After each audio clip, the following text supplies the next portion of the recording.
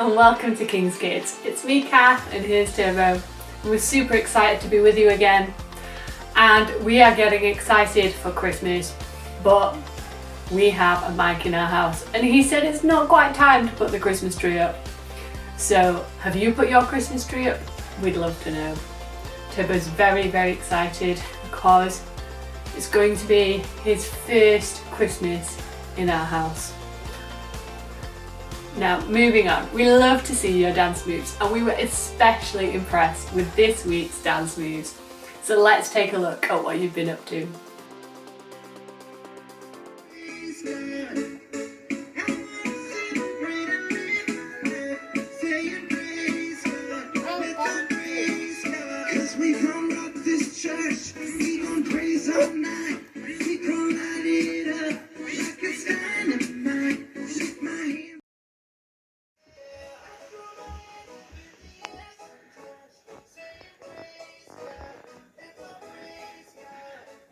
Who are you cooking? You're cooking the sink. Who are you? 5, 4, 3, 2, 1. Don't move. So what have we got? We've got Robin Hood. One. What was the game? Malahori. Two. Parent Trap. 3. You should only touch it with one hand. Yeah. Frozen 2. 4. Minions. No, 6. That one. Rita Sherman. 5. Yeah, Hang on. If you want to pass him the malice, it might make it easier. Sonic Boom. 6. She might need help getting him on What's that, 7? top because she's not got the arms. Lorax. Get your head Go down. on. Go on, keep still. One more, come on. Lego.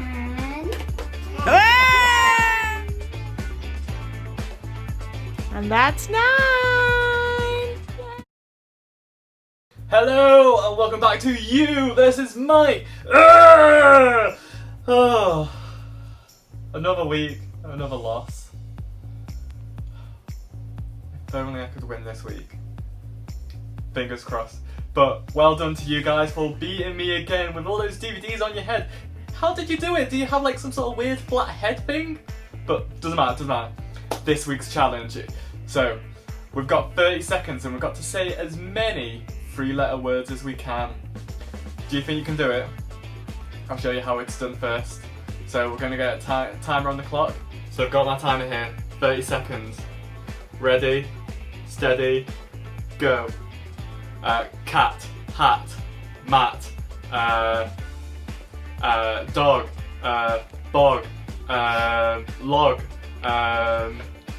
ton, tin, tan, ban, a bin, the, and,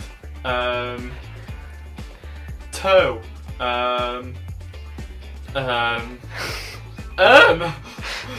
You're not having time's up. So wasn't included, unfortunately. So I ended up with 14 3-letter words. Can you get more than 14 3-letter words in 30 seconds? Send in your videos and try and beat me. And hopefully this week I can win. Hopefully. Come on. Now Mike's getting really worried with these challenges because you are in the lead. He's made this one a little bit hard, so if you need a little bit of help from your mum and dad or whoever you live with, make sure you get it. We need to beat Mike.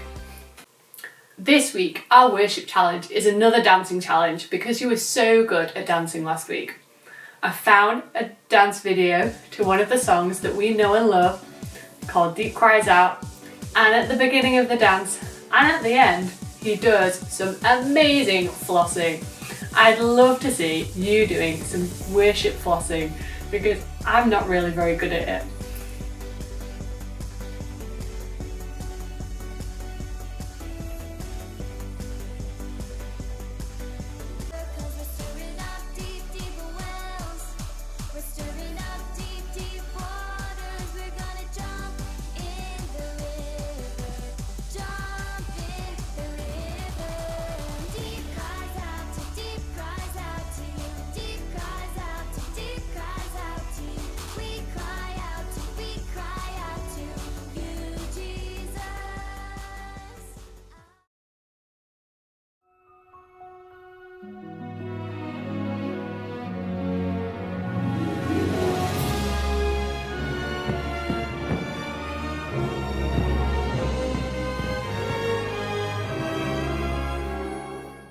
Have you ever said, it's not fair? Maybe your big brother or big sister can go to bed before you. That's not fair. Maybe they got a treat and you didn't. It's not fair. Maybe your team lost on your favourite video game. It's not fair. We're chatting about justice today, and it's a little bit like things being fair or not, but it's more than that as well. So let me try and explain. You see, justice is when a person gets what they deserve, no matter whether it's good or bad. Justice could be when there's a test at school, and if you got all the answers right, you'd get top marks. You'd get 10 out of 10, you'd get 100%, and so you got what you deserved. That's justice. But if you got some of the answers wrong, say if you got 7 of the answers right, and you got 3 wrong, you got 7 out of 10. If you got given top marks, that wouldn't be right. It wouldn't be fair. You personally might feel like it's not fair that you didn't get top marks, but what you deserve wouldn't be top marks. It would be the 70%. It would be the mark that you earned. So justice is getting what you deserve. Now in God's eyes, all his people are equal, and so all his people deserve the same. We all deserve to be treated equally, to be loved. We all deserve respect and equality as being treated the same.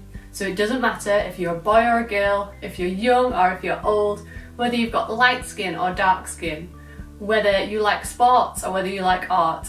But unfortunately, in our world, not everybody treats everybody the same, and that's not fair.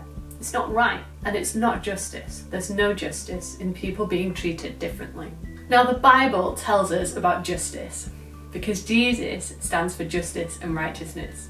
And very occasionally, the Bible talks about justice where if you commit a crime, you have to receive some punishment. But most of the time, in the Bible, justice is a bit different. The Bible talks about something called restorative justice, which simply means seeking or finding people who are not being treated very well and helping them. It means speaking up for people whose voices may not be being heard, and changing things to stop people being mistreated or treated badly. It's about being selfless, and that means putting others before yourself. Let's read Esther's story as an example of this. A long time after King Cyrus had died, his grandson, Mr. X, became king. Mr. X was not as good a king as Cyrus. He wasn't as smart or as wise as Cyrus, and he had a bad temper. Mr. X had a wife named Vashti, who was very beautiful. Mr. X wanted to show his beautiful wife off to his friends at a party one night, but Vashti wouldn't come out of her room. "Come out!" Mr. X said. "No," Vashti told him. This made Mr. X angry, so angry that he threw Queen Vashti out of the palace and said she wasn't his queen anymore. Yep, Mr. X had a bad temper, all right. Mr. X's friends said, "You need a new queen, an even better queen." He searched throughout the Persian Empire for the best queen of all, and he found Esther. Esther was an orphan. She had no mother or father. Esther lived with her cousin Mordecai, who worked for the king at his palace. But more important, Esther was a Jew. What's a Jew? God's people were called the Israelites because they were the children of Israel. After Israel split in two, the southern half was called Judah. People from Judah who ended up living in the Persian Empire were called Jews. Mr. X didn't know Esther was a Jew. He just knew she was very pretty and very kind, and the king liked Esther so much that he made her the new queen. And then things got complicated. King X had a friend named Haman, and Haman didn't like Jews at all. Haman especially didn't like Esther's cousin Mordecai, because Mordecai wouldn't bow down to Haman. Have you ever met someone who wanted to be the boss of everyone? Haman was that kind of person. Like Mr. X, Haman had a bad temper. Over and over he demanded that Mordecai bow to him, and over Mordecai refused. Finally, Haman was so angry that he wanted to kill Mordecai. Then Haman had an even worse idea. Why kill only Mordecai? Why not kill all the Jews in Persia? Haman lied and told King X that the Jews were troublemakers and that the Persian Empire would be better if there were no Jews. King X trusted Haman, so the king signed a paper announcing that all the Jews would be killed. He hung the paper outside his palace where Mordecai worked. Mordecai couldn't believe his eyes. "Esther," Mordecai said, "you have to talk to the king." Esther was terrified. No one talked to the king without being invited. If you walked into the king's room without an invitation, you could be killed, even if you were the queen. But Mordecai said, "Esther, you can save your people. Maybe this is why you became queen." So Esther gathered her courage and walked into the king's room. She waited to see if the guards would grab her and kill her, but King X said, "Let her talk to me." Esther invited the king to a banquet. And at the banquet she invited him to another one. By the second meal, Esther had gathered enough courage to tell the king about Haman's plan. "Someone is going to kill my whole family and me," she said. King X was angry. Who would try to kill his queen? Esther pointed to Haman. "Haman plans to kill all the Jews, and I'm a Jew." King X was furious. "Whatever you are going to do to the Jews," he said to Haman, "will be done to you." And that was the last time anyone had to worry about Haman. God used the bravery of Esther, an orphan girl who became a queen, to save the children of Israel. You see, Esther stood up for the Jewish people. She was safe in the palace, so she could have just stayed there, on her own, safe in that palace. But instead, she courageously made other people's problems her problem. And that's what it means to fight for justice, because Esther recognised that those people weren't being treated fairly. They weren't equal to other people. If Esther stayed silent, those people would have suffered. And so she spoke up for a people who didn't have a voice. And she had courage to do that because she had faith in God, faith that God would deliver them, that God would make it okay for them. We often hear Esther 4 verse 11. It says, "Perhaps this is the moment for which you have been created." Esther used what skills she had in the place that she was. And you too have been put in your schools, in your families, on your streets, in your friendship groups for just a time as this. So perhaps this is the moment for which you've been created to be in your school, in your family, in your streets and in your homes. Have a think. Is there anyone that you need to stand up for? Is there anyone that you could fight for justice for in your situations, where you are? Why not chat about these questions with whoever you live with?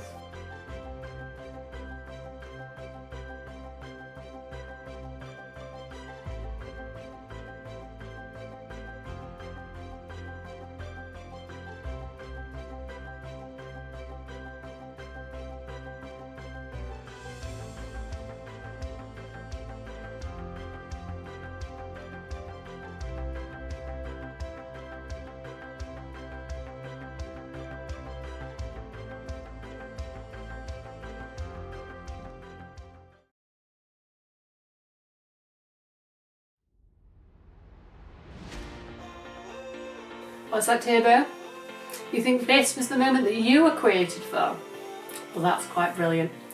We hope you have a really fantastic week. And if you haven't yet put your Christmas tree up, why not do that this week? It's nearly December and we are feeling Christmassy. Have a great week, everyone. Bye!